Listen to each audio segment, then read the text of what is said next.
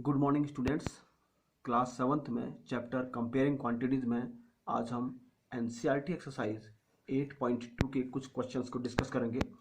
सबसे पहले देखते हैं question number 5। Find the whole quantity if first part 5% of it is 600 and second part 12% of it is 1080। देखिए इस क्वेश्चन में क्या है, आपको एक होल क्वांटिटी निकालनी है जिसका 5% किसके बराबर है, 600 के इक्वल है। तो किस नंबर का या किस क्वांटिटी का 5% 600 के इक्वल होगा, ये हमें फाइंड आउट करना है।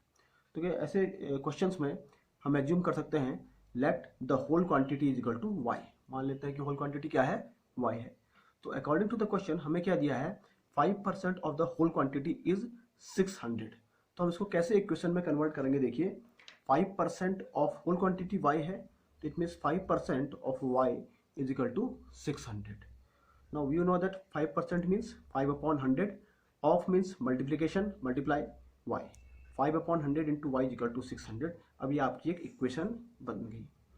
अब इसको सॉल्व कैसे करेंगे, देखिए 5 से कैंसिल, 5 1 जा 5, 5 20 टाइम्स कैंसिल हो गया, तो 1 upon 20 into y is equal to 600, y into 1 y upon 20 is equal to 600। ये आपकी एक इक्वेशन बन गई।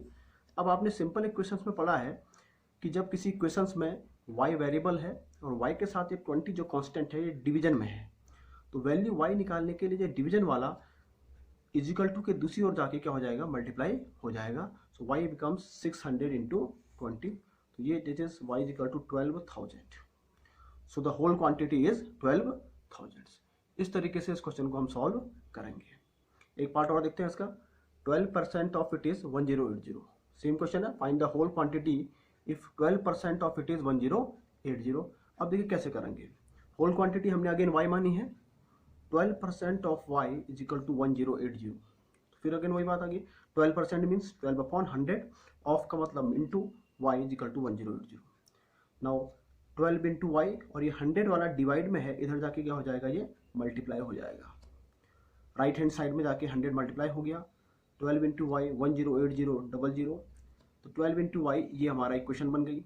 अब आपको मालूम है कि वाई की वेरिएबल है, इसकी वैल्यू निकालनी है, वाई के साथ 12 किस में है, मल्टीप्लिकेशन में है, तो ये दूसरी ओर जाके क्या हो जाएगा, डिवीजन में चला जाएगा। So y is equal to 108,000 upon 12, 12 9 जा 108, सॉल्व करने पर आ गया वाई 9,000।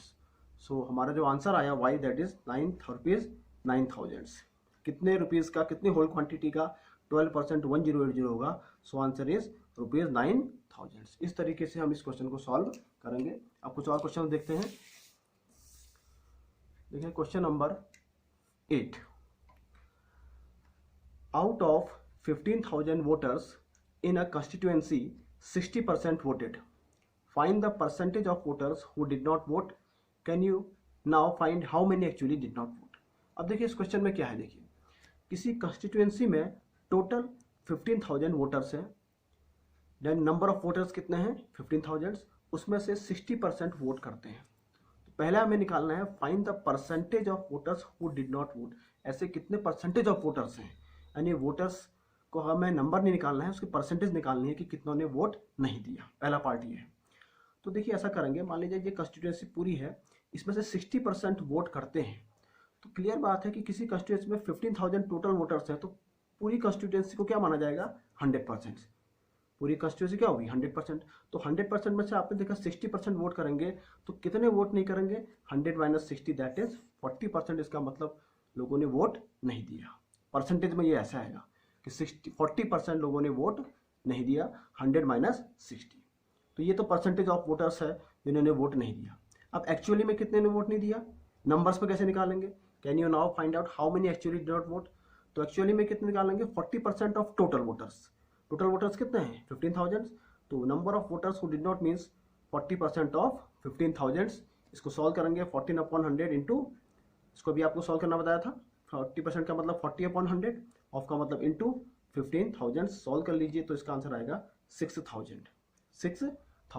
इसका मतलब एक्चुअली में कितने नंबर ऑफ वोटर्स हैं जिन्होंने वोट नहीं दिया, दैट इज 6,000। तो इसका आंसर दो तरीके से निकाला हमने, एक तो percentage of voters who did not vote, वो हमने 100 में से 60 को माइनस कर दिया 40%, और एक्चुअल जिन्होंने वोट नहीं दिया उनका नंबर्स कैसे निकालेंगे, 40% ऑफ द टोटल वोटर्स यानी 40% ऑफ 15,000 सॉल्व करने पर कितना आया 6,000। एक क्वेश्चन और डिस्कस करते हैं। देखिए question number 9, Meeta saves ₹400 from her salary, if this is 10% of her salary, what is her salary. ये क्वेश्चन बिल्कुल वैसा ही है जैसे हमने पहला क्वेश्चन अभी किया था 5th वाला, जिसमें होल क्वांटिटी निकालनी पड़ती थी। देखिए इसमें क्वेश्चन क्या है कि मीता सेव्स ₹400 फ्रॉम हर सैलरी, मीता अपनी सैलरी से 400 रुपये बचाती है। If this is 10% of her salary, यानी जो उसकी सेविंग्स है वो दो तरीके से दी गई है। एक बार वो नंबर में दी गई है कि 400 है, और दूसरी बार वो परसेंटेज में दी गई है 10%, उसकी टोटल सैलरी का 10%। तो इसकी टोटल सैलरी क्या है, let us the salary Meeta is equal to Y, हमने वाई जूम कर लिया। तो सेविंग्स कितनी उसकी है, मीता की सेविंग्स कितनी है, वो है 10% of her salary, means 10% of salary कितनी मानी वाई, 10% ऑफ वाई ये उसकी सैलरी है। बट उसकी एक्चुअल सेविंग्स है कितनी नंबर्स में, वो है ₹400 फ्रॉम अ सैलरी, यानी सेविंग्स जो सेव्स है वो कितनी है 400। तो एक्चुअल सेविंग नंबर्स में कितनी है 400, ये सेविंग्स है परसेंटेज में, ये नंबर्स में है। सेविंग्स दोनों इक्वल होंगी, ये सेविंग्स दोनों इक्वल है, इसके means 10% of Y is equal to 400। फिर इसको सॉल्व किया, 10% का मतलब 10/100 into Y is equal to 400, 0 से 0 कैंसिल, वाई अपॉन 10 400, ये 10 डिवीजन में है, इधर जाके क्या हो जाएगा मल्टीप्लाई हो जाएगा। So y is equal to 400 into 10 that is 4000। So Meeta salary जो हमारी आ गई, जो हमने वाई एज्यूम की थी, वो कितने आ गई ₹4000। तो इस तरीके से इन क्वेश्चंस को दिए होंगे। इन क्वेश्चंस में कुछ न्यूमेरिकल वैल्यू दी होगी और कुछ आपको परसेंटेज में। आप क्वेश्चन के अकॉर्डिंग आप देखेंगे, क्वेश्चन बनाएंगे और फिर इसको सॉल्व करेंगे। Thank you.